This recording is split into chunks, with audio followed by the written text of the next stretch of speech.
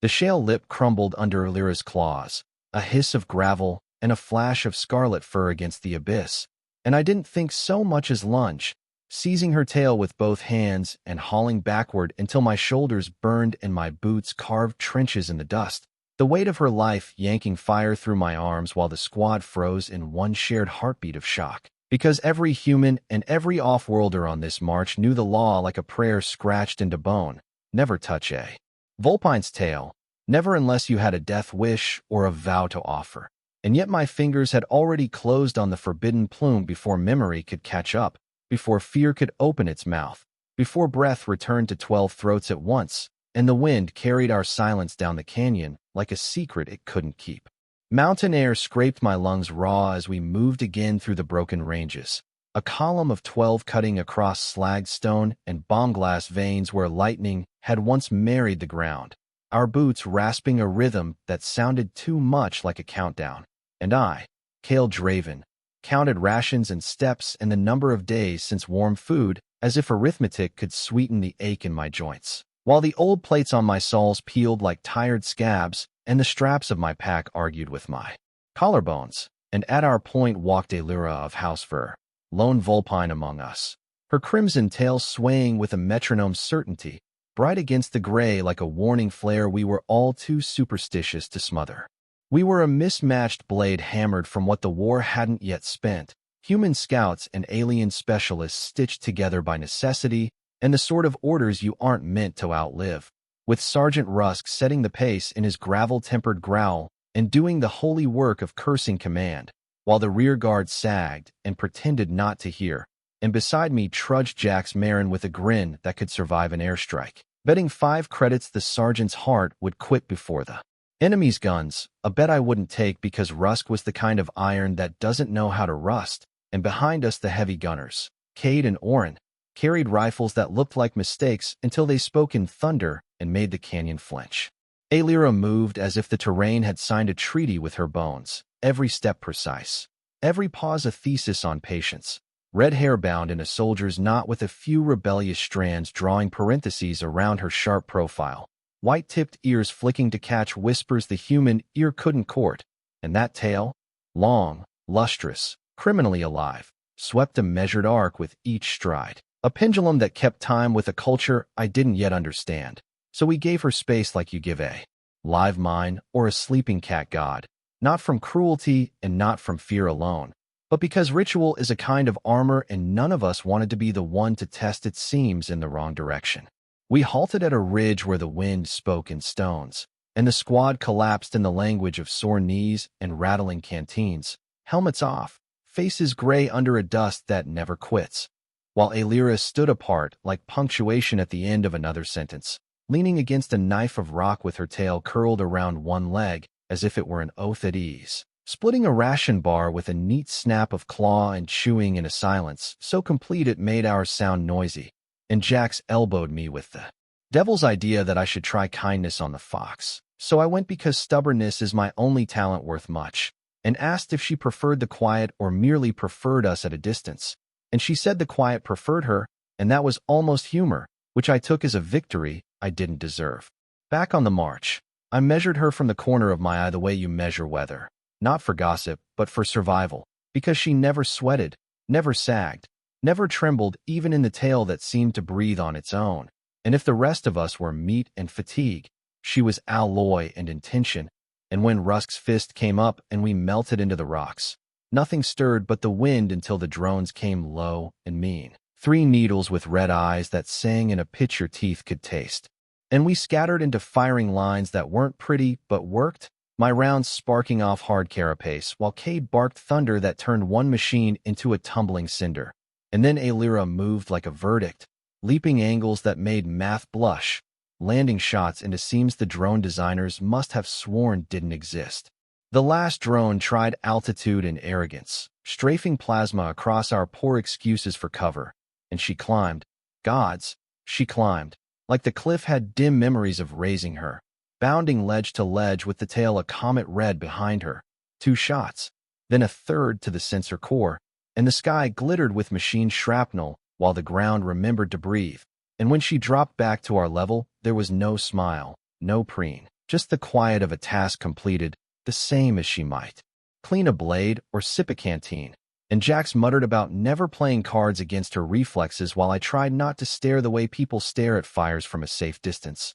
telling themselves they're warm and not thinking the word worship. We bivouacked where the canyon kinked into a shallow pocket, lantern light painting our faces into a troop of tired masks. Cade and Orin arguing with their rifle housings in the affectionate way gunners do. Rusk sketching a perimeter with a voice that cut, and Jax dealing cards from a deck so soft with use it felt like cloth, but my attention drifted where it shouldn't, to the periphery where Illyra sharpened a blade with a whispering stroke that found a rhythm close to a heartbeat, and I went to her again because persistence is a form of prayer, offering company as if it were a small gift you can afford to give in a war, and she told me it wasn't company she lacked but quiet, and I said we bled together, which makes a kind of family in some languages, and she said I didn't understand, which was true, so I asked to be taught, and she flicked that tail once, a slow punctuation, and said no. Morning came hard and steel gray, the pass narrowing to knife edges that didn't like our boots,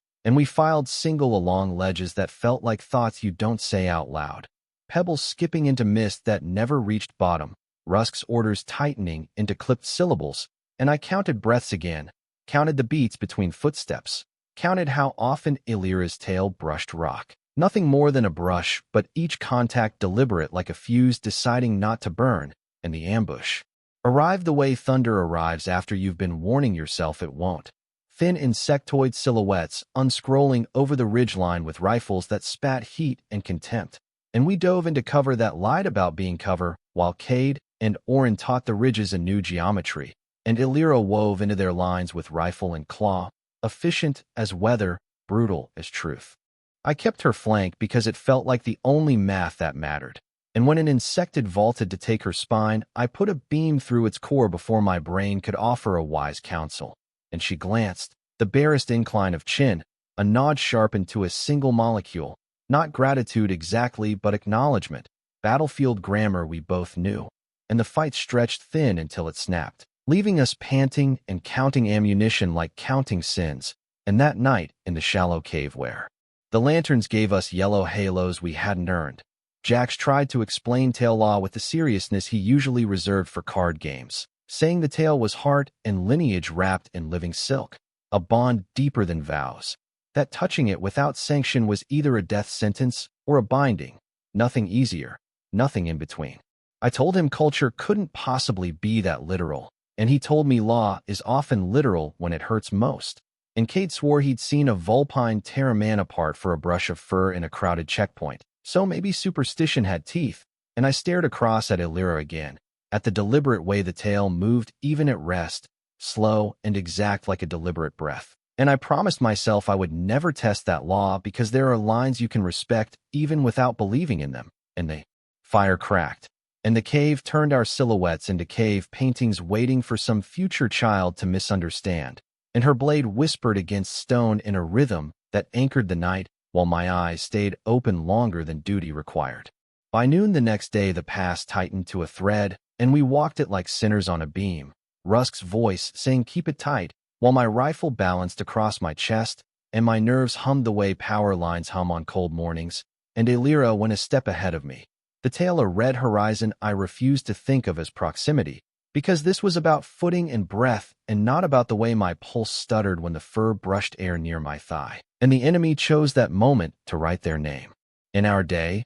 bolts arcing down to spall the stone into shrapnel that bit skin and confidence, and we returned fire at angles that barely existed, Cade tearing chunks from the cliff, while Orin stitched suppressive lines that wrote our intentions across the ridge. Illyra darted up to steal height from fate, tail flaring like a banner that dared the wind to contradict it, and an energy bolt slapped the ledge ahead of her into powder, the edge giving way under boots that always before seemed too sure to fail, and in that breath length in which the world doesn't quite believe itself, she hung, claws raking stone that answered with sand, tail a brilliant arc over the void as gravity opened its old mouth, and I was already moving, already dropping the rifle, to let it clatter like a lesser concern, already lunging into a grip I had sworn gods and Jax, and my better judgment I would never take, hands closing on living silk that was warmer than fear, heavier than anything so beautiful has a right to be.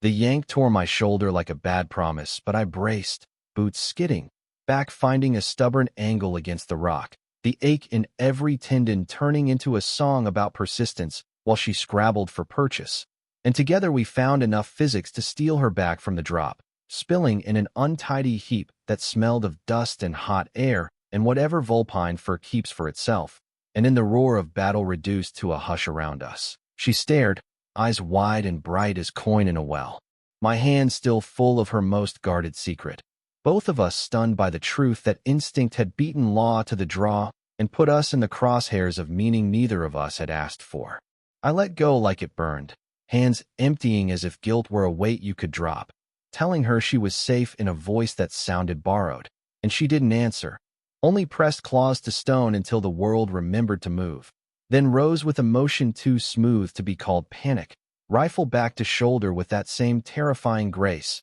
and I snatched my weapon from the ground to fight alongside her, pretending the sting in my palms was only from rock and not from silk, pretending the tremor in my gut was adrenaline alone and not the first shiver of a bond one didn't yet have language to refuse. When the ridge fell quiet except for the metallic echo of what had tried and failed to kill us, Rusk counted bodies and ammo and sins and told us to drink water like the order might keep us from dying later, and I sat with my chest working like a bellows in need of oil, while Elira stood nearby with her tail drawn tight to her leg, not swaying now but guarded, wrapped like a banner furled for bad weather. Her gaze on distance, but with an angle to it that felt like a question held between molars. And Jax crouched beside me with a grin gone thin and said I was a magnificent idiot because instinct is noble until it isn't, because I had touched what we all swore not to touch, and that meant something that did not much care what I had intended. I swallowed explanations that wouldn't matter,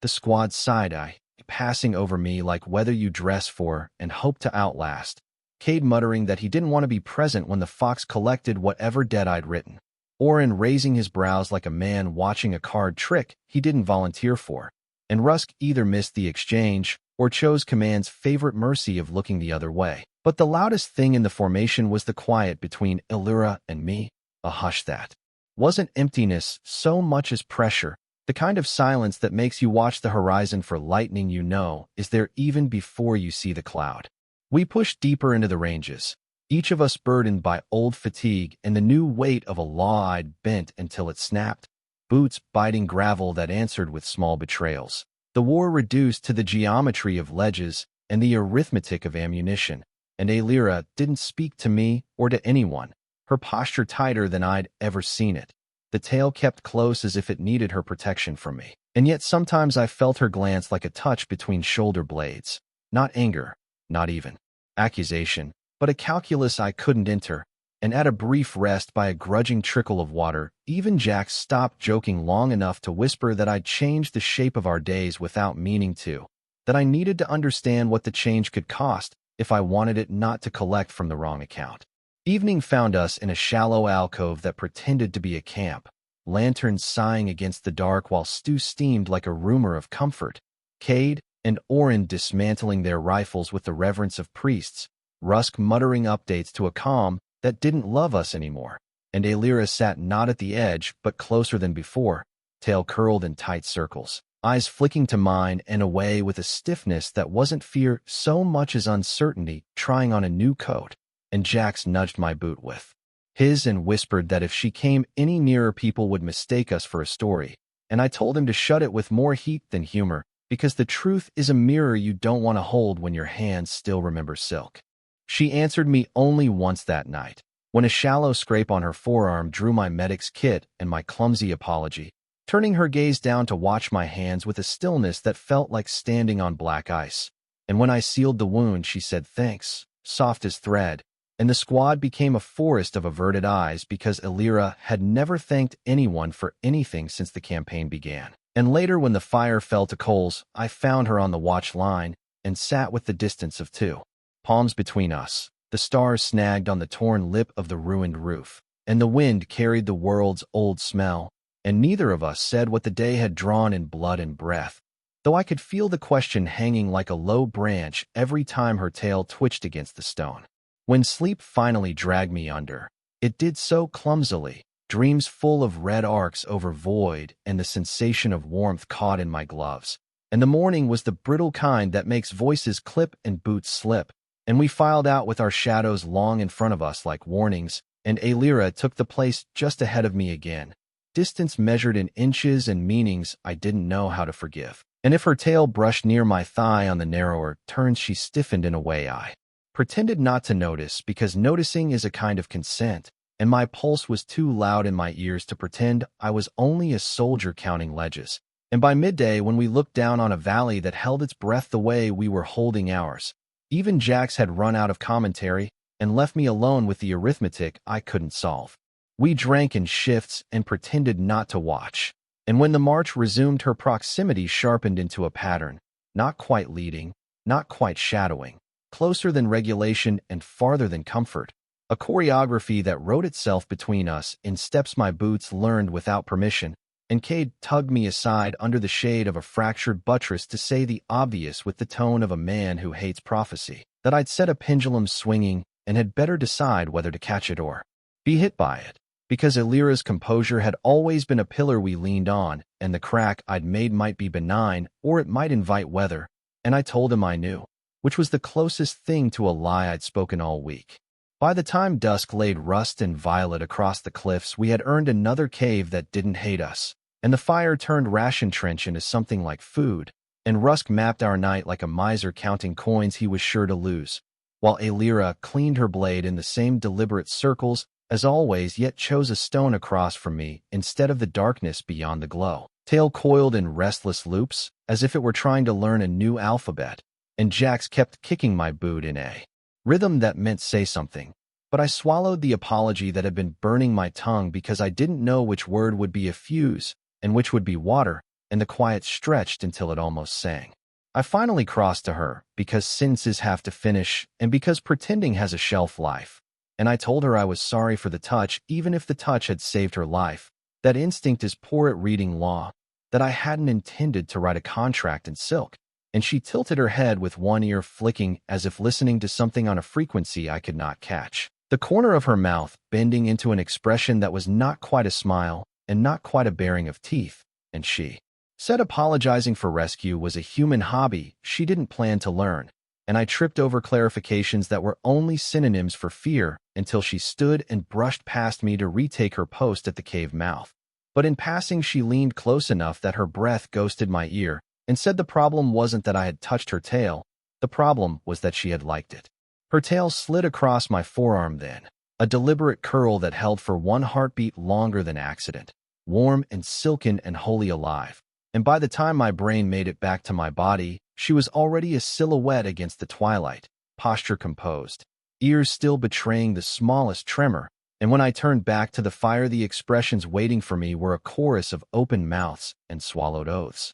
Jax trying to whisper and failing, Cade deciding the best way to avoid saying something stupid was to say nothing at all, and Oren muttering that we were dead men walking because Fox Law had a way of collecting even from those who loved to be broke, and I told them to keep their voices down, which was like telling night to be darker. We moved before dawn, cold sawing through our armor as mist braided itself around the stone, and I tried to focus on gradients and ranges and the geometry of kill zones. But her sentence kept replaying in the small theater behind my eyes, the echo of liked it bending every other thought into its orbit, and she marched near me again with that same terrifying calm. Only this time she didn't pull away when the path narrowed. Only this time the faint brush of her tail against my armor felt less like accident and more like grammar, and Jax on my far side wore a look that asked questions I wasn't prepared to answer. So I let the morning carry me forward like a river carries an argument, toward a ridge line and a pause and a future that had not been cleared by any superior officer I recognized.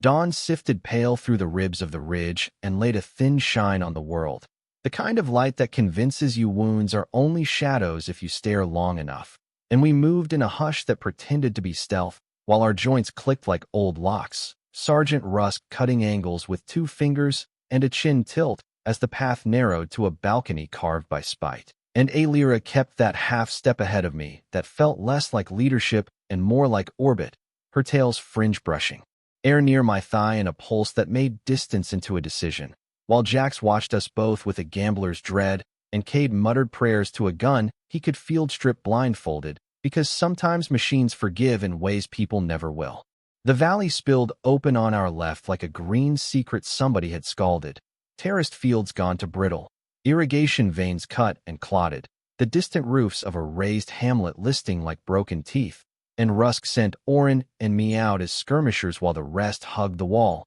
eyes up for sentries that might be patient. And at a shattered overlook, we found a shrine cracked from basalt. 7 smooth stones stacked like a spine with braids of pale cloth woven through, Vulpine script etched. Shallow by a careful claw, and Aelira drifted to it as if pulled on wire. Ears lowered and breath caught in a way that made the air heavier for all of us. Then she brushed a single fingertip across the lowest rune and bowed not in piety, but memory, which is a sharper blade than reverence when you use it right. A low hum drifted from the east, not machine and not wind, a resonance that made my molars complain, and Aelira flinched before any of us heard it true, tail bristling in an arc that telegraphed danger the way flags telegraph sovereignty. And then the sound resolved into a swarm, beetle-sized recon skates yawing between the stone ribs with camera eyes like cold fruit, their shadows flickering over our faces as they tasted our heat and tagged our signatures for someone expensive to read later. So Cade snapped a tight spray to peel a handful apart, and Orin threw a noise bomb that convinced the rest they'd already feasted, while Rusk hissed recovery and vector, and we slid back under the ridge lip where the rocks smelled like the inside of a dry mouth. We threaded a broken goat track toward a rusted funicular station where the cable hung slack like a dead vein between mountain clavicles, Rusk counting seconds and compass ticks. And just before we reached the girders, voices bled down the hillside from a checkpoint we hadn't seen on the sat maps. Insected troopers laughing in their glassjime cadence about rations and lottery assignments to the warm zones. And Aelira's ears canted a fraction as she translated in a whisper that sanded itself into my spine, while her tail curled and uncurled with the impatience of a blade wanting to be unsheathed. But Rusk tapped a hold and made us watch patterns, because patience is just speed with better handwriting if you want to live long enough to tell a version later. We ghosted past only because the wind chose our side and the troopers were arguing over a forbidden radio channel broadcasting human songs from another century, voices filtered thin by stolen frequency. And there was a slow ache in my chest hearing it. The war sitting down beside me like it had all the time in the world, and then a child's cry cracked the air from below the station. A quick startle keen, and then silence. And Aelira's head snapped toward the sound with the terrible focus of a hunter who recognizes prey only to remember she was once small and soft and not yet a uniform. And I saw the choice write itself across her shoulders. Mission on one side and mercy on the other. And before Rusk could weigh the ledger, she was already moving on a line I didn't know how to break. The ruin below held what had once been a wayhouse turned field cell, its doorway ripped and repatched with sheet metal nailed by angry hands, and inside a small figure hid behind a stove carcass, eyes wide and bright as hard candy in a sandstorm. Insected soldiers circling with the bored cruelty of men who don't call themselves men, one jabbing the stove to make the child flinch like entertainment. And Aelira slid through the hole in the back wall, as if stone had remembered her shape. Then she was there among them. No warning, no speech, a red flicker and 3 heartbeats in quiet. Her knife finishing the last throat while the first body finished learning how to fall, and she turned to the child with blade already sliding back home, voice lowering until it was only velvet, ears flattened not in fear but gentling. Tail curling to form a red parenthesis the child could step into without being frightened by the space. We didn't have a plan for that wait, for a child whose name came out as Sarah between chapped lips, for tiny palms raw from climbing concrete that didn't want to be climbed, and Rusk bit the inside of his cheek in a calculation that tasted like orders versus sleep. But Aelira was already knotting a sling from her scarf and binding the child to her chest with a competence that came out of some memory I'd never be invited to. And when Rusk signaled argument, she stared at him until the conversation died. The kind of stare that says I am a soldier, but I was something else first, and that something else outranks you in this. And he looked away because good leaders know when they've been outranked by a different sort of necessity. We moved with Sarah's heat, a new star in the constellation of our formation. Elira's tail now a guardrail for two. Her steps altered by the added heartbeat, yet not once compromised. And Jax whispered to me that the line between breaking a law and keeping one is mostly drawn by who's watching, which would have been clever if it hadn't also been true. And while we angled along a scree slope, the swarm hum returned. Larger, meaner. A carrier's deep-throated promise rolling over the ridge, and Rusk's hand chopped us flat as a gunship shouldered out of the sky like a bad idea growing wings, its belly gun already spooling up, and I counted the cover worth naming and came up short by several miracles. The gunship raked our slope and turned stone into knives, carving trenches through shale that tried to bury our knees. And Cade and Oren set their heavies into singing while I threw a burn foam canister into the air, where it blossomed into a white cloud that smeared our signatures and bought us 3 breaths. Elira tucking Sarah tight and angling toward a culvert that looked like a throat someone had tried to close with rubble. And I followed because following her had become a tendon and not a choice. And when the foam thinned, the gunship dipped for another pass, hungry to draw lines through us. But Oren's shot kissed the intake, and the engine coughed a ragged metal cough, the birds slewing and clawing for altitude, while leaving a cough of black that smelled like victory wrapped in cancer. Inside the culvert, the air tasted like damp coins and old apologies, water whispering over stone with a sound that remembered forests, and Elira crouched with Sarah nested against her, the child's breath of quick birds and sap, and I knelt opposite with my medkit open the way priests open books, checking for shock and burns and the kinds of wounds that hide under adrenaline. And Elira's gaze rested on me with the weight of the word from last night. Light. Heavy, not like a burden, but like a promise you don't get to make alone. And when my knuckles brushed her wrist to test Sarah's pulse, her tail touched my ankle in the deliberate way of grammar rather than accident, a punctuation that did not ask permission because it had already offered it. The culvert led us into a drainage belly under the funicular station, where bones of machinery lay rusting like the vertebrae of dead gods, and Rusk parceled watches, while Cade strung a tripwire of bottle caps and vibrafilament that would sing danger in a language we could all dance to. And in the pause, Elira and I sat a little apart from the circle, the child asleep at last, her small fist curled in the coarse fabric over Elira's breast like the hand of someone who intends to keep, and the lantern along the wall painted Elira's profile into a relief I could have pressed my palm against. And she whispered without looking at me that the shrine runes had been for a regiment of her people cut down in the first sweep here, names etched by surviving lovers because the commanders would not permit a monument, and I understood then why she had bowed, why silence sometimes wears teeth.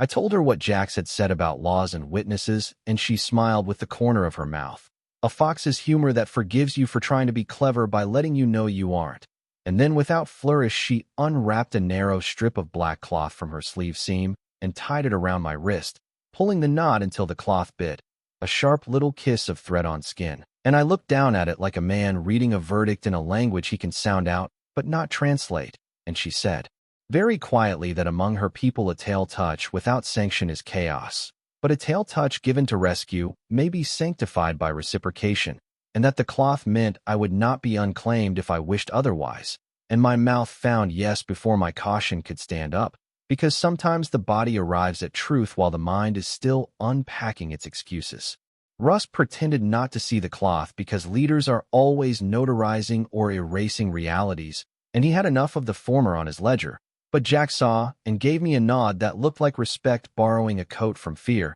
and Kate only said that bonds make better cover than rocks if both parties intend to live, which sounded like an old proverb because maybe it was. And Oren passed me a fresh battery and clapped my shoulder hard enough to remind the knot who owned the arm, and we slept in shifts while the drainage wind threaded cold fingers under our collars, the gunship's distant coughing fading to a rumor that let the stones settle back into the shapes they preferred. At mid-afternoon, Grace hour light leaked through a grid above, and Rusk said we'd make for a maintenance ladder and take the upper truss to cross the ravine, a plan that offended my fear of falling but made tactical sense. And Elira relocated Sarah to a backsling where the child could sleep and the warrior could fight, then offered me her palm to brace as we climbed, because ritual is a structure and structures share their strength. And on the grating above we found the sky, all torn gauze, and the ravine flexing its long muscle of air, the far truss fretted with icicles of slag,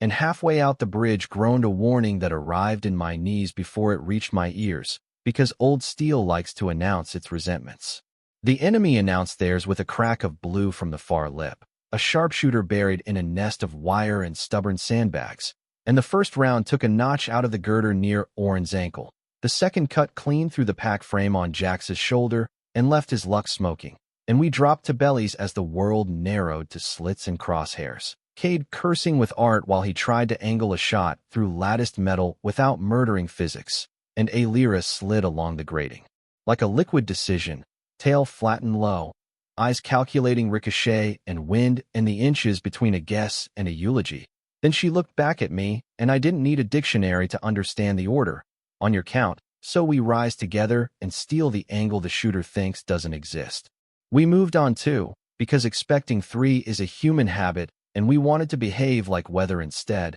popping to knees at a staggered spacing that made his math ugly, and I stitched beams at the sandbag lip to pull his muzzle a hair left, while Alira cut right and up, a diagonal brave enough to make my stomach reach for prayer. Then her rifle spoke once, twice, patient as a schoolteacher, and a small black shape flipped backward with a sound human throats don't make, and the gorge gave the echo back like a blessing in a language of stone, and only then did I notice the chipped edge of the girder had taken a bite from my forearm deep enough to argue with the cloth's black kiss, blood slicking my glove and wrist in a warmth that had the indecency to feel good. I said I was fine because men are taught to lie to pain as if pain were gullible, and Alira said nothing but caught my wrist in a grip that made argument decorative, her mouth tightening at the sight of my blood threading under the bond cloth, and she tore a seal strip with her teeth and wrapped me with an economy that practiced itself long before this war hired her talent. Then she bent and pressed her muzzle to the knot. A Vulpine benediction I'd seen once in a market between a mother and a child and never since, and the heat of that brief touch ran along the cords of my arm like a line of code compiling clean, not magic and not placebo, just the way recognition resets the body to an older promise. By dusk we had the ravine behind, and the funicular station's far platform underfoot, Sarah waking to ask for a mother whose name Alira wrote on the air with her eyes, because voice would give it too much power, and Rusk said we'd hole up in a warehouse where cable spools slept on their sides like fat moons, and there we chewed rations and let our nerves wring themselves out while Jax told a story that wanted to be funny and almost was, and in the middle of his punch line the floor thrummed with an approaching rhythm we already knew would be boots, not skates or drones. A squad on foot sweeping the platforms with the confidence of men whose map has our deaths circled in neat red. We took positions in the rafters and behind spools and under conveyors that had all forgotten their names,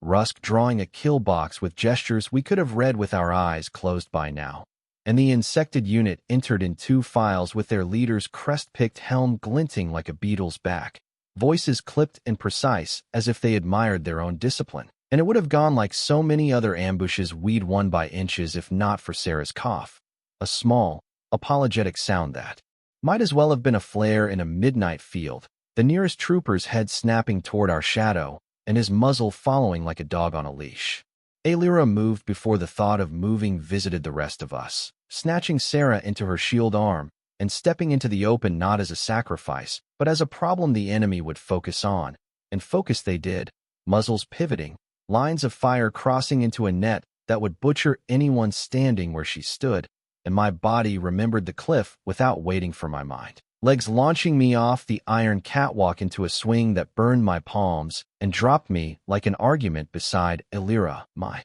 shoulder taking a bolt that felt like a fist full of knives, my own rifle roaring back, because reciprocity is immoral as old as breath. And then Cade's heavy sang and Rusk's line opened, and Oren stitched the doorway into a denial. The fight shortened and thickened and then stopped, the warehouse reeking of coolant and char, and the unbelief of men who thought training could ransom them from luck. And I sagged to a knee with my shoulder screaming in languages I hadn't learned yet, and Alira set Sarah down behind a spool and turned on me with the ferocity usually reserved for enemies, hands all over my armor seals, breath and audible anger that I had intercepted lines meant for her, as if taking a strike could be called theft when the war never runs out of them. And when she found the wound's entry and exit and the ugly cook of tissue between them, she made a sound too soft to be a curse and bound me fast, tail coiling around my waist, as if to hold me to the earth until the ground remembered what it owed me.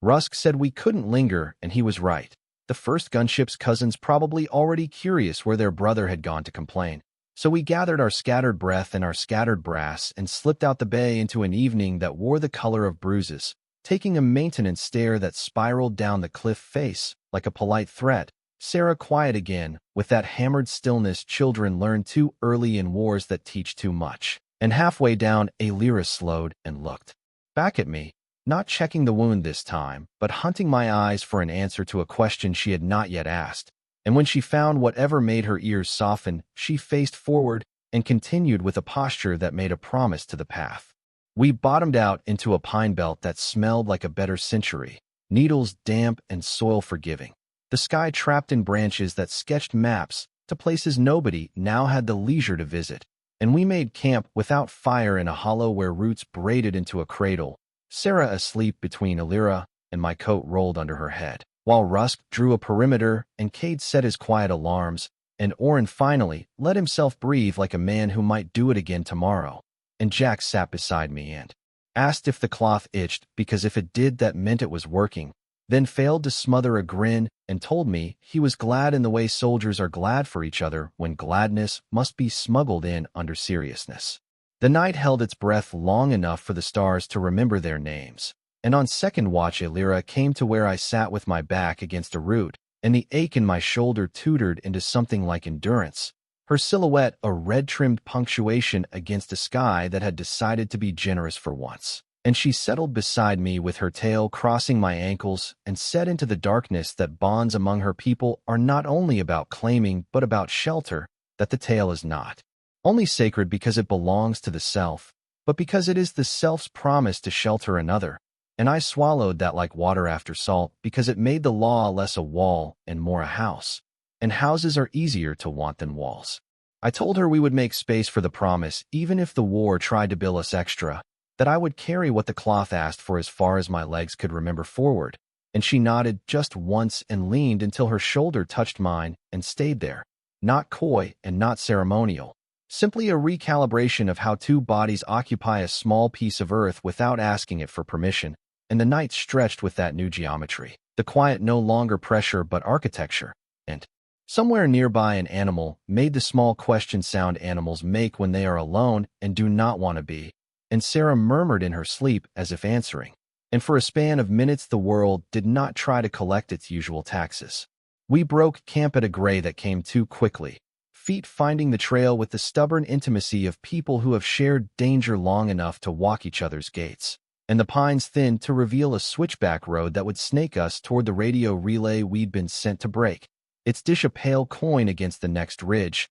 and Rusk raised his hand to halt, because down on the first curve a convoy idled. 3 trucks with canvas backs and a command crawler fat with antennae, 20. Troopers wearing the bored expression of men who believe the map's neat red circle is still accurate, and Alira's tail lowered into the curve that means plan among her people, and Rusk's eyes cut to mine and then to her in a question that acknowledged the new grammar in our unit without asking permission from the old one. We crawled the plan out of the dirt with pebbles and a stick, Alira's claw sketching arcs and timings with a confidence I'd seen before and wanted to deserve. The idea simple, because simple survives bullets. Cade and Orin taking the high rocks to turn the road into a cage. Jax and I slipping low to steal the crawler's throat. Rusk holding the hinge where retreat would be attempted. Alira the spear who would break the first truck's discipline so hard the rest would forget their doctrine long enough to die of confusion. And when the count came, I felt her tail brush my calf not as an accident or a benediction,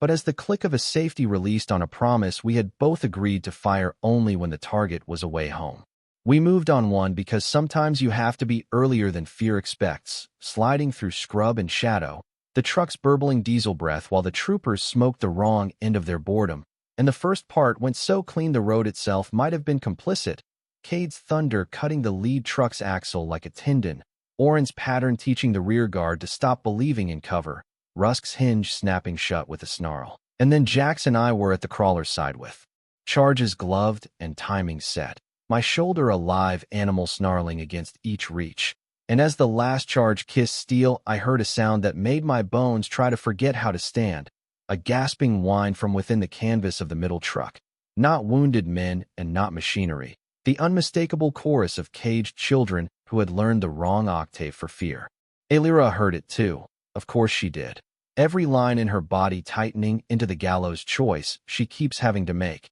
And she went not toward the fight's center but toward that canvas, cutting the lashings with a flick that would have won prizes in better festivals. And inside we found 6 small faces and 2 small bodies too quiet, wrists bound with cheap ties, eyes gone glassy with the learned helplessness of cargo. And she lifted 2 at once and thrust them into my arms and said go. With a voice that made it an order you obey first and argue with later. And the battle compressed and lengthened around us like an accordion in a drunk's hands while I shepherded a line of lives into the ditch that wanted to be a trench. And Rusk swore at history and nevertheless pivoted the plan to make rescue the new objective because the good ones always do. We were almost clear when the crawler realized its map had been redrawn without consultation and tried to berth a turret from its roof. And Jax went for the latter with a bravery that looked a lot like Impulse wearing Courage's coat. And the turret found him halfway with a spray that stitched bright holes in the air around his grin. And I lunged because I am tired of being too late,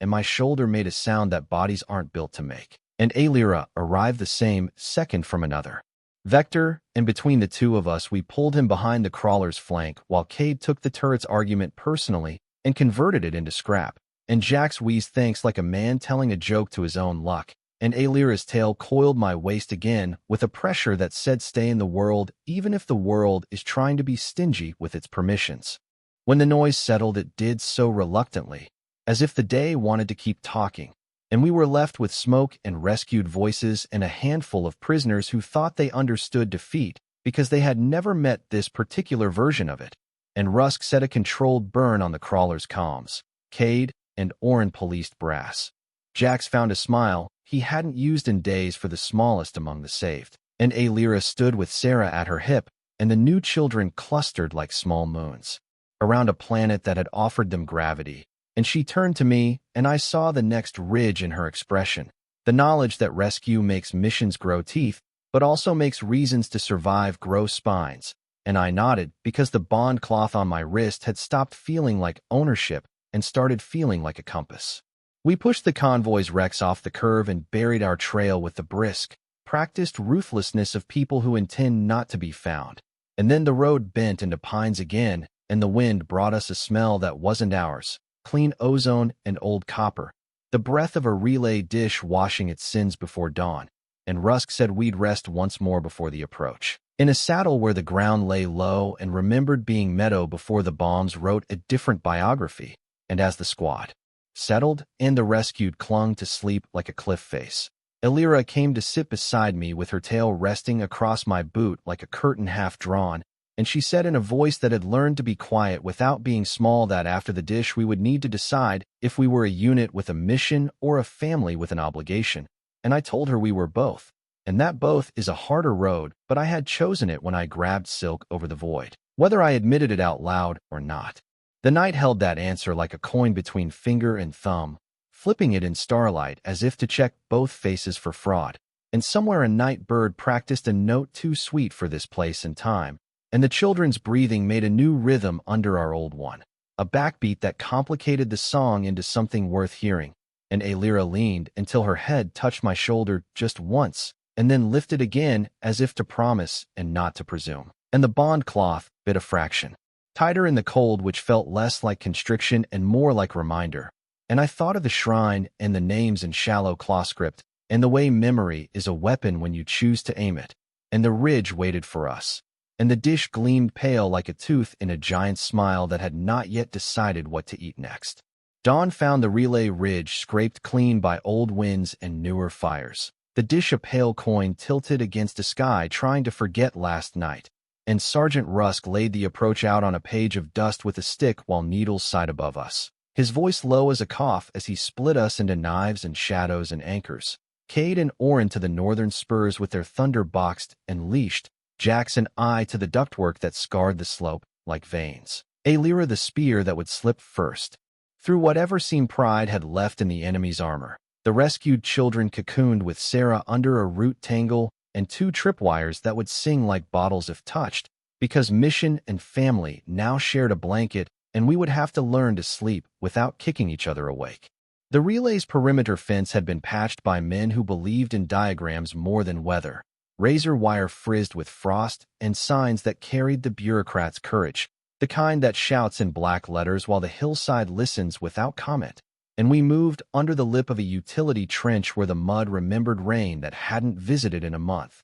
The trench stuttering in and out of cover while uplink pylons marched like a priest's idea of order, and at a culvert mouth Alira paused to study the cross-traffic of sentry paths through steam rising from the generator housings, her ears making small calculations while her tail brushed my calf once, a deliberate tick that meant ready rather than reassurance, and was somehow both, the bond cloth on my wrist answering with a pulse that might have been my own. We went low and left when doctrine expected right and high. Jack's ghosting behind us with a coil of fiber and that grin he wears when luck is pretending to be skill, and I eased a hatch with a pry I'd bribed from a maintenance kit 2 wars ago, the rubber seal sighing like a secret that wanted to be kept, the duct beyond swallowed by dark and oil smell, Alira slipping first, as if her bones had been measured for the space, shoulders compressing with a grace that belonged on a stage and not in a war, and I followed hand over hand on a ladder slick with condensation, while the dish's slow servo groan traveled through the metal into my teeth,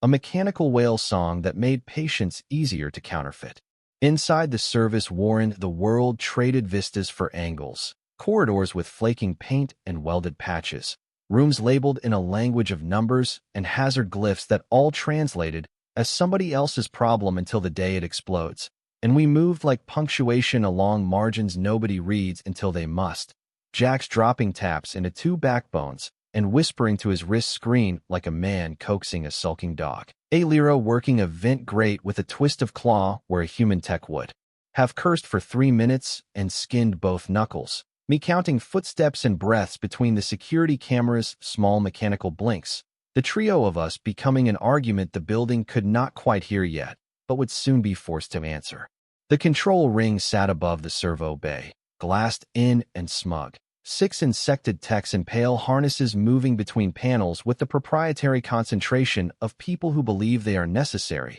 and 2 troopers whose boredom had the mean edge of men eager for permission to be cruel. And we waited while a sweep of cameras blinked like eyes finishing prayers. Then Alira flowed through the grate and became velocity. The first trooper asleep forever before his muzzle cleared comfort. The second turning with the slowness of a bad dream while my beam wrote a line through his crest. Jax's tap flooding the comm bus with the kind of silence that terrifies professionals. And the 6 techs looked at our rifles and saw that their degrees had not trained them in this subchapter. One trying to reach a red lever because movies had lied to him about red levers. Alira's tail clipping his wrist with the gentleness of a teacher removing a finger from an open flame. We had 90 seconds before the outer guard understood that their radios now spoke only in fog, and Rusk's voice crackled through a click code we'd built in the pine belt. 2 hisses and a tap meaning anchors in place. And Jack slotted the virus he'd named after a misremembered saint into the relay's throat, the feed jittering as the dish tried to decide if it still recognized its own heart. And I set charges on the servo ring with the dirty efficiency of a man who's broken more machines than he's fixed, counting down in my head to give fear a rhythm, while Alira watched the corridor with her blade out and a look on her face that belonged to a storm deciding where to stand.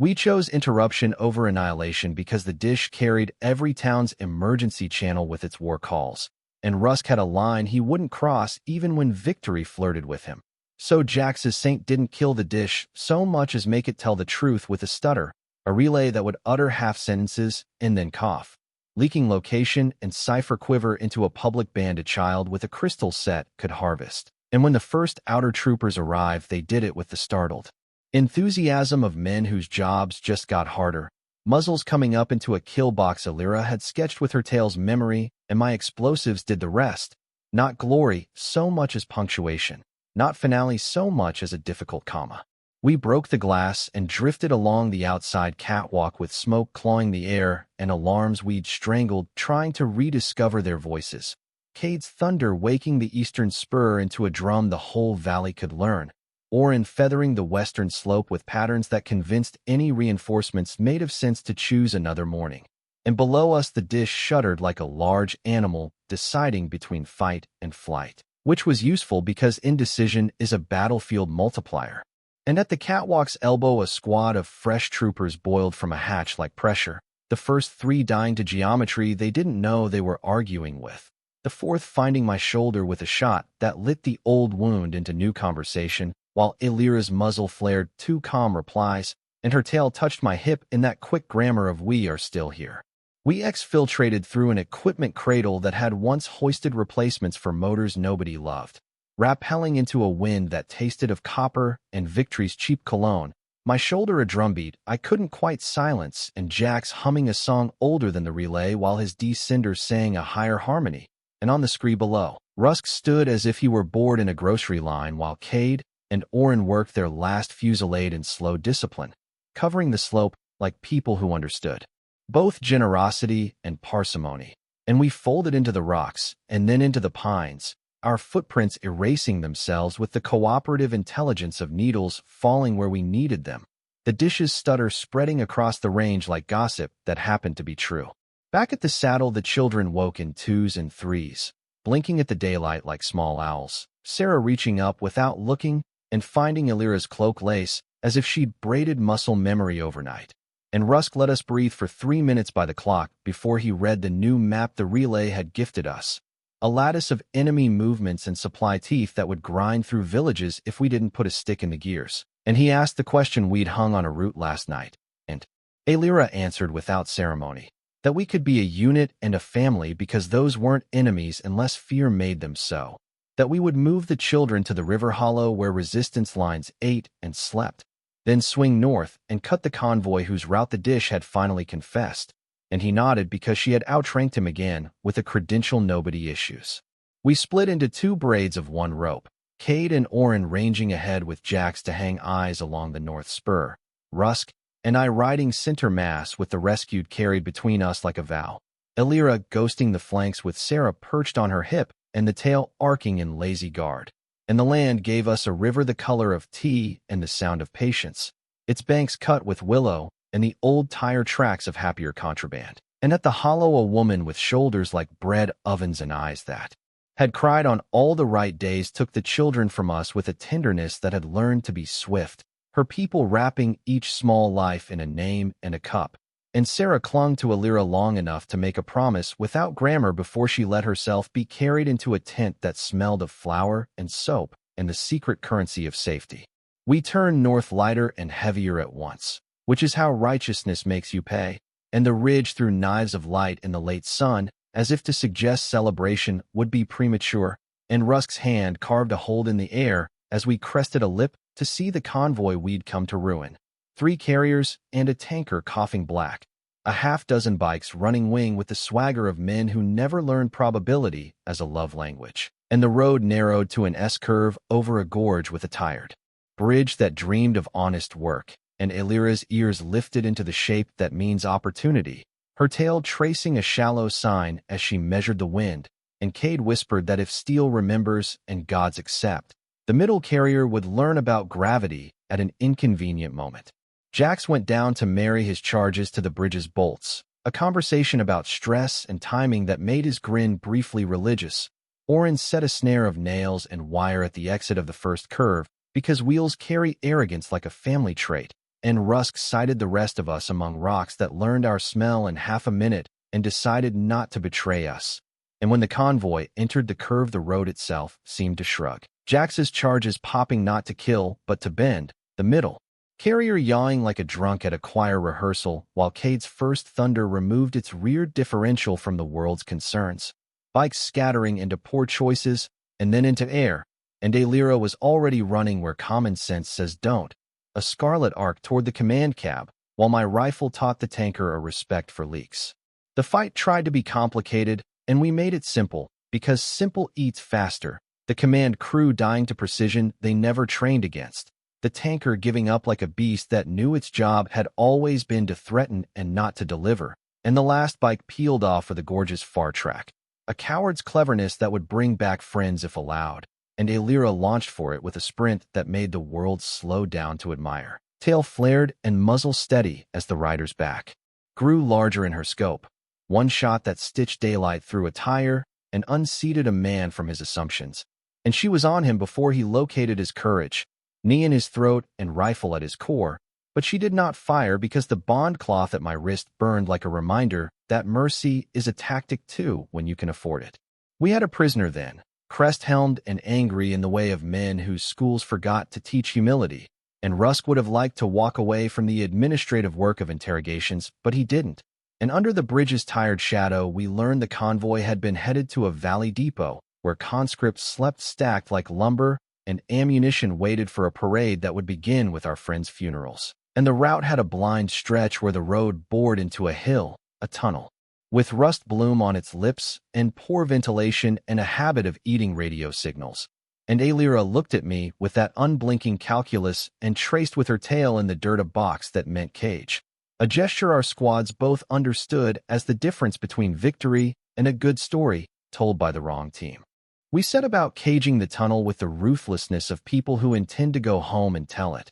Charges seated at mouth and throat, a spill of oil disguised as accident, 2 trip lines that could be stepped over by men who weren't frightened and therefore would not. Cade and Orin nesting on the ridge to write the overture with controlled thunder. Jax threading the last of his saints through comms to ensure the enemy couldn't cry for help to a god that was bored of them. And in the last minutes before we turned the key, Alira stepped close enough that the heat of her breath patterned the hairs on my wrist and lifted my hand to her tail, setting it against the silk carefully, not as a test and not as a dare, but as a declaration that turned the world down for a second while the mechanics of war waited politely. The touch was both return and beginning, wait and permission. The living warmth of her tail under my palm, a story the body tells itself when it needs to believe the future has room, and the bond cloth tightened a fraction as if to hum. And for that heartbeat, the tunnel and the charges and the ridge and the prisoner and the sergeant bent away from us like reeds in a strong breath. And then she withdrew with a softness that did not unmake the moment, and we returned to our stations without speaking, which is a kind of eloquence. And the convoy from the depot rolled into the far mouth with the cheerfulness of men who trust maps. And Rusk's fist closed and opened, and Cade's thunder struck, and the world lost its balance for a while. Stone and flame and air tried to exchange names all at once as the tunnel swallowed its own argument. The first 3 trucks accordioning into a lesson on hubris, the rear guards reversing into each other with the coordination of drunks herded by ghosts, and Orin's second volley chiseled the hillside into a sermon that persuaded the survivors to kneel, and we came down like punctuation again. Not gloating, because gloating is a hobby for winters, taking rifles and radio crystals and oxygen from throats that didn't value it. And the prisoner we'd made earlier washed with the attentive misery of a man learning a language too late to be useful. And when the noise thinned, Rusk counted us and found we owed no names to the ridge today, and let his mouth soften into a quarter smile, the most generous weather we'd had from him all week. We didn't linger because the ridge never forgets arithmetic, stripping the useful and burning the evidence until the air tasted like pennies and decisions, then ghosting north by Deer Path and Trickle Stream, the sun bruising itself against a bank of cloud that had opinions, and at a notch where the pines gathered to eavesdrop, we stopped, small and close, the unit and the family inside the same circle, the rescued already sleeping a day behind us under other hands, and Jax asked if any of us remembered the taste of bread that hadn't been smoked, and Cade said yes and lied beautifully, and Orin hummed the low line of a hymn without words, and Rusk looked at Alira, and then at me, and then at the dark, and said the war would punish us for being this lucky, and that we should prepare to apologize to tomorrow. We made camp without flame again, and the cold moved in like a relative who knows where the spare key lives. Alira settling beside me with the tail a warm, deliberate weight across my boots. Neither of us mistaking comfort for safety, but both admitting it wasn't the enemy. And in the deep hour a flare bit the horizon beyond the relay ridge, not ours and not routine. A straight pillar of white that said emergency in a dialect I wished I didn't speak, and Rusk was already on his feet while my shoulder rediscovered its democracy of pain, and Illyra's ears cut the night into angles that arranged themselves into a sentence, the sort that ends with now. And somewhere far below us the valley began to answer in little lights, villages and foxholes, and rumor waking up to a call that had not been rehearsed, and the bond cloth at my wrist warmed like a coal that hadn't finished deciding what it wanted to be. The white pillar of distress peeled the night like a knife through canvas, straight and deliberate against the horizon where the relay ridge had worn its halo all afternoon, and Rusk was already moving before the last sparks faded, gloved hand carving a route in the air that would take us along the shadowed ribs of the mountain instead of the road the enemy expected. His voice pared down to bone as he parceled tasks that tasted like risk. Cade and Orin to stitch a high corridor with Overwatch. And traps. Jax to wake the saints still sleeping in his wrist coil. Illyra and me the point that would touch the signal first and decide if it was tragedy, trap, or both in the honest proportions wars prefer to serve, and the bond cloth at my wrist warmed, as if remembering that vows are most useful in the cold. We slid under branches that combed frost from the air and over boulders that remembered better centuries, the terrain steepening until breath felt like a formality. Illyra flowing ahead with Sarah's scarf knotted at her shoulder as a small relic, ears slicing the dark into intelligible wedges, while her tail drew a quiet arc that was both reassurance and alarm. And below us the valley uncurled into beads of light that blinked questions at the sky with the patience of villages,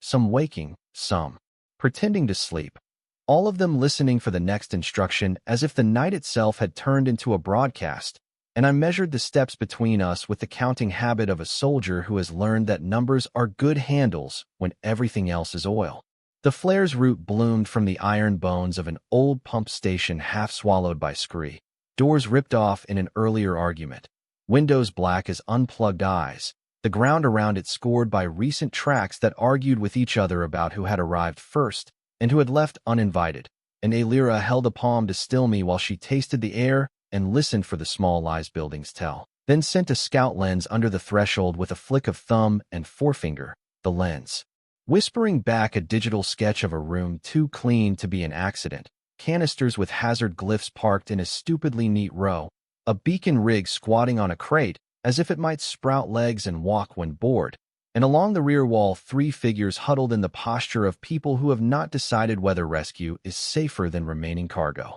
Rusk's click code stole across our comms with a barber's certainty, 2 and a pause and 1. Anchor the exits, peel the lid, let the air tell us the rest, and Cade's first shot removed the station's side lock like a magician who thinks guns are cards. Orin's second taught the rear latch about humility. Jax's saint crawled into the beacon and convinced it to stop lying about whom it served. And Illyra slipped through the front like a rumor while I shadowed left toward the row of canisters that smelled wrong. A bitter copper sweet that said dispersal tox, not potent enough to kill a battalion quickly, but hungry enough to make a village suffer in careful increments. And I felt the anger climb my ribs like an old friend I don't invite often because it drinks too much of me when it comes. The huddled figures were not children but medics, wrists zip-tied, faces gaunt in the way of people who ration sleep and hope in equal measures. And they blinked up at Illyra with a mix of awe and professional irritation, as if rescue were a thing you schedule around tree-off. And while she cut their bonds, she asked questions in a tone that said you can breathe later, the answers falling into a shape that made sense too quickly to be kind. Enemy sappers had seized them at dusk, armed the Tox 4. A wind shift at dawn, fired the beacon to bait us into triggering it or dying while trying to disarm it. And somewhere uphill a handler unit watched through a scope to confirm which particular flavor of mistake we preferred, which is the sort of scorekeeping that makes gods bored and soldiers inventive. Jax knelt by the beacon with the gentle contempt of a mechanic forced to repair a philosophical error, whispering to a nest of wires that never asked to be born, while Rusk and Cade argued with the canister's logic by sawing through fittings and spitting sealant where design had left ethics on the cutting room floor. And I dragged a crate into the doorway to build a windbreak against the gusts that now tasted like distant snow, bracing it with my bad shoulder and lying to pain with the practiced cruelty of men raised to think stoicism is better than common sense. And Illyra palmed a vent plate and read the pressure wave as if it had been written in her first language. tail angling toward the ceiling where a secondary dispersal unit had been perched to punish us for congratulating ourselves too early. We took the top guts out of the rig with a string of controlled ignitions that sounded like a flock of metal birds startled out of a dead tree, the tox hissing and then sulking into sealant while the beacon's heartbeat stuttered under Jax's offended humming. And when the rear hatch kicked under a boot we didn't own, Oren's rifle pronounced a denial, and then another, and then forgot the conversation entirely. And the station fell quiet in the way of places that have forfeited their purpose. The medics sagging into the relief that follows permission, Illyra straightening with the tail's red fringe catching the weak spill of our lamps like a small flag rediscovering its duty, and Rusk tapping his wrist for the new map that comes after you decide not to die yet, and therefore earn another errand. We sent the medics valleyward with a code sewn into the ribbon of their route that would open friendly doors and close unfriendly ones. Jack spiked the beacon to broadcast a different refrain. Evacuate low ground. Burn contaminated cloth. Boil water twice. Do not touch abandoned crates with numbers that look like dates. And the flare smoke thinned to a chalky ribbon that unspooled toward dawn, while the ridge to our east rumbled with the patient tread of armor that had been promised a certain quiet night and now demanded a refund. And Illyra stood beside me and said with her eyes that the bond was not romance only but logistics, not just forbidden touch bending into sci-fi romance, but the practical consent of two warriors deciding where to stand so the other could move. The enemy column announced itself by flattening a line of scrub with the lazy indifference of a landlord, two scout crawlers, and a troop carrier with its grin full of teeth, their lights demoted to slits, and their radios talking to no one in particular because Jax had already stolen their nouns, and Rusk spread us in the pump station's yard the way you lay a net in a stream, not to stop the river, but to coax it where it makes you richer. Cade and Oren in the rocks to our right with fields of fire that braided into something musical, Jax and me with the last of the shaped surprises and a coil of cable that would teach the carrier about humility, Illyra the hinge because she is made of hinges, the tail a scarlet metronome setting the timing for violence we were trying to make merciful only to our side. The scouts nosed into our geometry and found out what it means to rely on doctrine when the world has changed its grammar. Cade taking the first spindle with a shot that replaced its engine with argument, Oren feathering the second into a drift that made our ditch look like appetite, and the carrier chose bravado because bravado is cheap in bulk, pushing into the yard and slewing its turret in a slow, hungry arc that rode us into its future, and on Rusk's open palm down we detonated the cable. Harness across its treads, a fizzing garrote of sparks that made the steel shrug and then think better, the turret stalling just long enough for Illyra to run low and fast, cut through the exhaust baffling, and plant a love letter of thermite where the carrier kept its pride. The turret found me in the same breath because luck likes symmetry, rounds chewing the edge of the crate where my shoulder had been until a second ago and carving splinters into the night like angry toothpicks. And I rolled into the yard's long shadow with the lurching grace of a man whose body is negotiating a new treaty with physics, firing in bursts that taught the gunner about patience while Jack slipped under the carrier's belly like a prayer. And when the thermite flowered with that sullen orange, that means something important has decided to melt. The carrier changed its mind about the future, and the troopers inside discovered a new relationship with the exits, which we managed for them with the kind of stern kindness that leaves no room for appeals. Silence returned in ragged syllables, first in the turret's coughing, then in the way the rocks stopped answering back, finally in the cold licking at our sweat with an old dog's tongue, and Rusk counted us, and found us statistically improbable and therefore valuable for another day, sending Oren to check the scouts for maps worth stealing while Cade babysat the thermite's afterlife. Jax inventoried his saints with the possessive satisfaction of a tinkerer who has been proved right again, and Illyra leaned her shoulder into mine with a pressure that was not decoration, tail crossing my boot in the unhurried claim that says we can afford 2 breaths unspent. And in those breaths I remembered that forbidden touch had become a compass and that alien romance, however the stories dress it, is mostly about where you stand when the line breaks.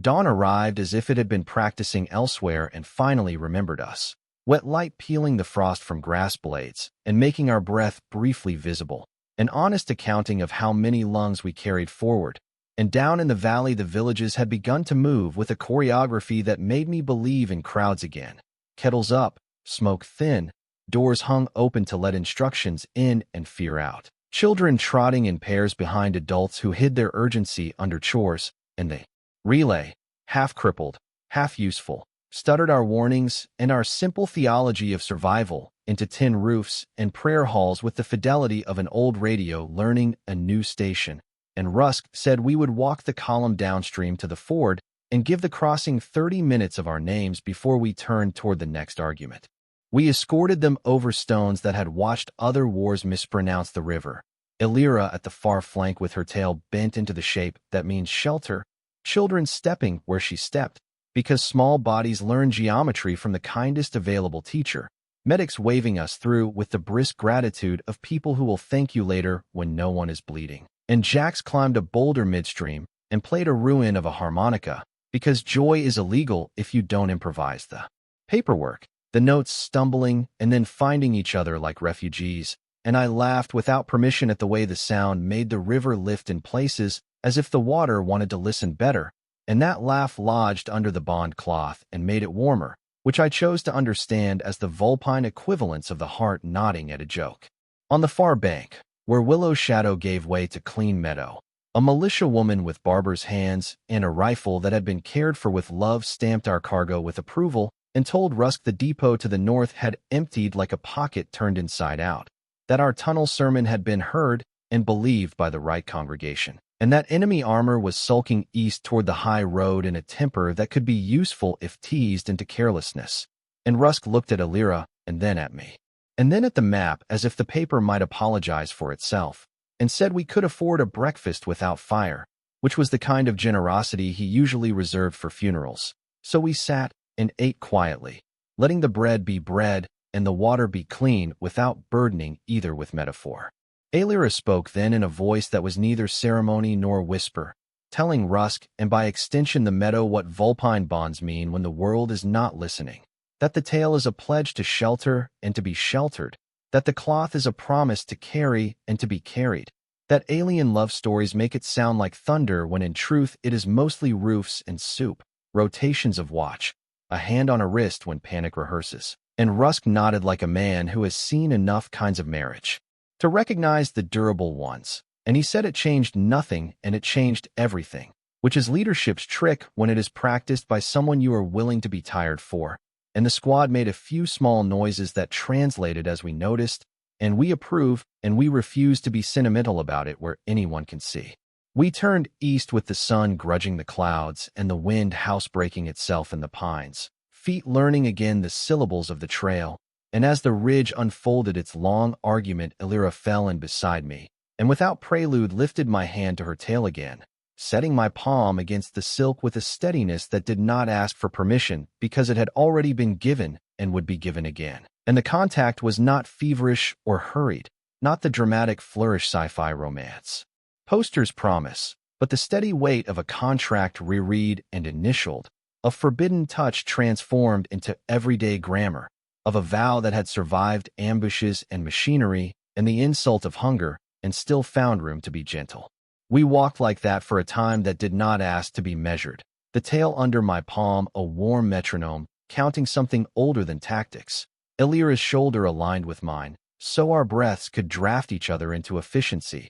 And when the trail kinked narrow, she released me and slid ahead with that red arc riding our path into air, the bond cloth flexing against my pulse with the quiet arrogance of a thing that intends to last. And Jax, behind us, said something outrageous about Fox, law weddings and ration cake, and Cade threatened to bake if we found flour, and Orin hummed that low hymn again like a man who had started to believe his own melody, and Rusk didn't tell us to shut up, because silence is useful until it starts to resemble surrender. By mid-morning the sky decided to be briefly honest, blue uncurling from behind gray like a note left on a table by someone who didn't have time to stay, and the path widened enough for three, and the war took a deep breath somewhere we couldn't see, and the valley answered with the small industrious sounds that mean life is doing its arithmetic again, and Illyra glanced back with an expression I had learned to translate. A look that asked nothing and announced everything, and I answered it by touching the knot on my wrist, and tipping 2 fingers toward her tail, a gesture that among her people is both salute and joke, and she flicked the white tip once, amused, and set her sights on the next bend. We did not speak of endings because endings are a superstition you indulge in when you think the math is finished, and ours wasn't, and we did not draft a treaty for what would come after the ridge let us pass, because treaties require tables and pins and enemy signatures, and we had none to spare, and we did not ask the sky to promise us anything but weather, because weather is the only promise that reliably keeps itself. And the 4 of us and Rusk, 5 if you count the river, and I do, took another step and then another, the bond threading through our formation like a red seam that made the cloth stronger where it had been liable to tear, and somewhere behind us in safer hollows small lives practiced laughter again, and that, too, counted toward the total we were trying to keep ahead of.